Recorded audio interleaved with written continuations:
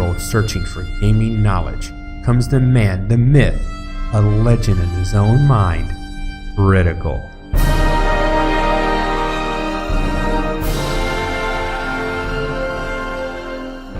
Welcome back, guys and gals, Critical here. Today I'm bringing you a game guide on Subsistence, all about power. I have the power! It sounded better in my head, and I don't have the proper sound effect to make that, really cool He-Man. I have the power, so I guess I'll let it go.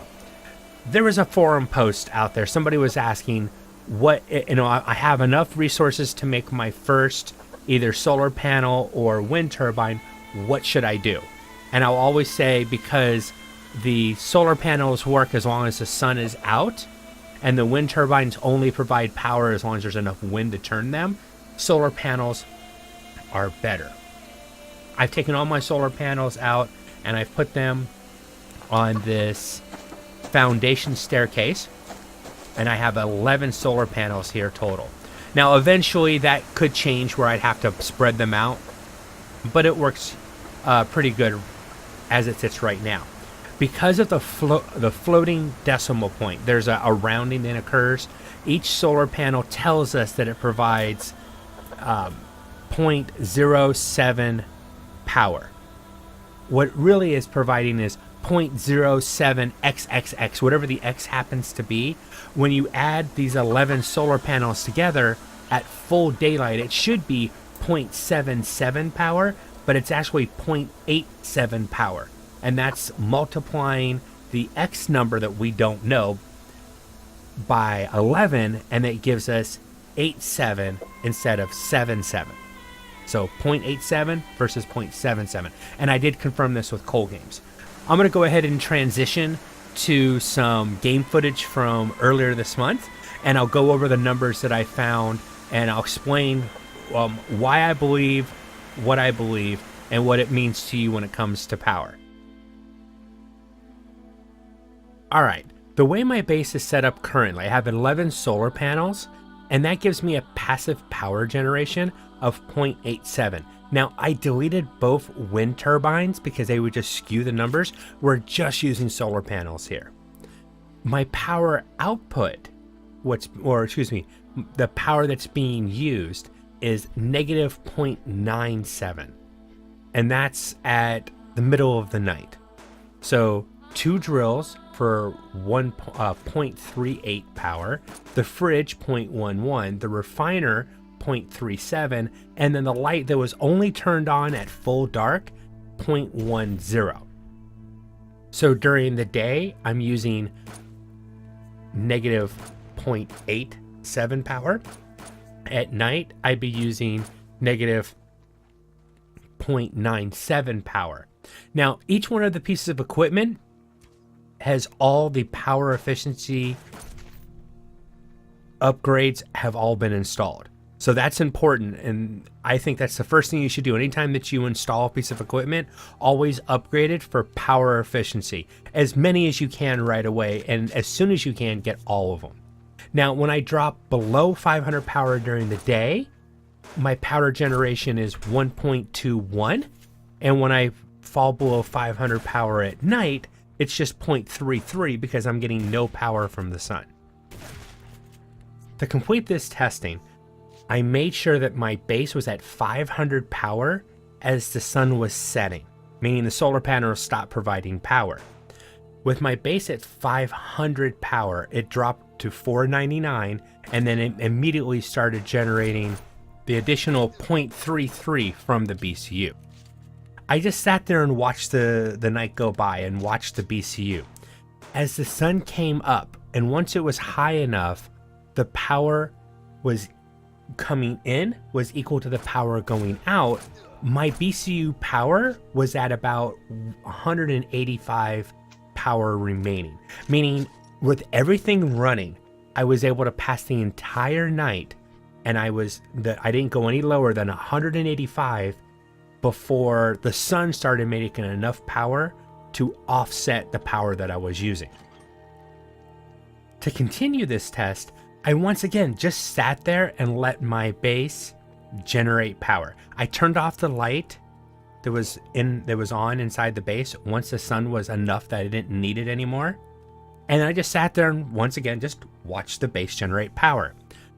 Around 6 p.m.-ish, just the best guess I can make, it was early evening, the best way I could say it, I was back to 500 power. As the sun started to set, I was around 530, 525 power, meaning that my base is better than power neutral.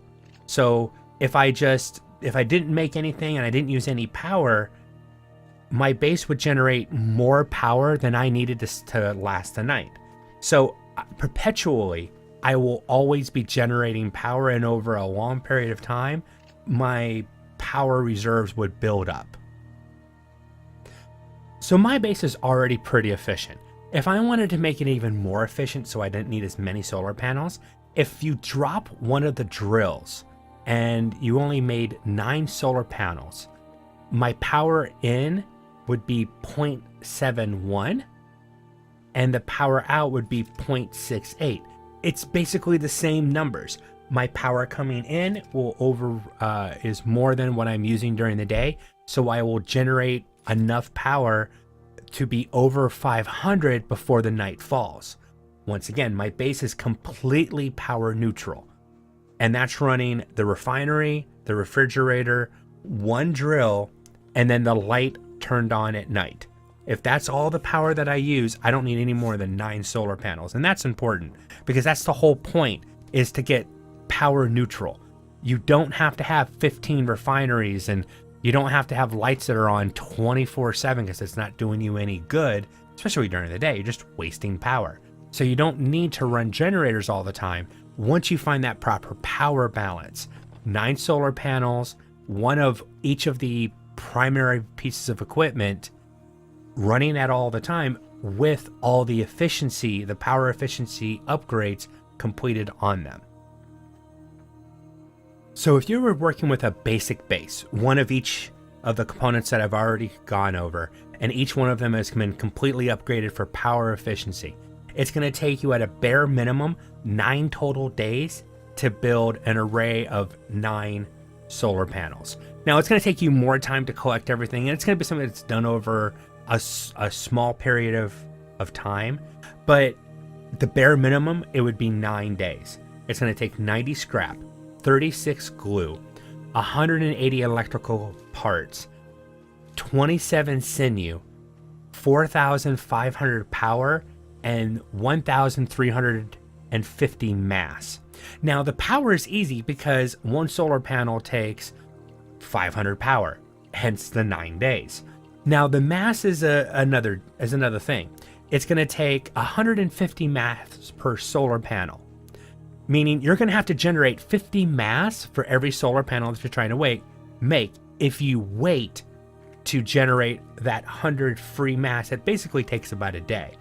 So you're going to have to utilize your resources to create 450 additional mass to get this done.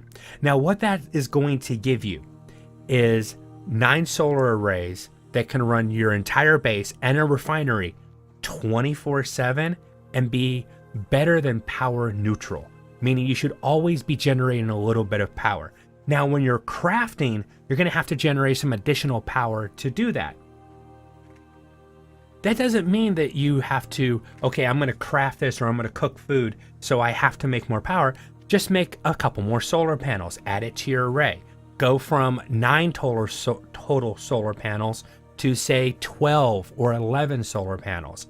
And then if you add in a couple wind turbines, that is additional power coming in. And this doesn't mean that you don't use a generator. It's just you only need a generator if you're trying to do something big. If you're really desperate for power, because like me, I'm crafting for an episode or something, then I want to show you what I'm doing. That's where that comes in.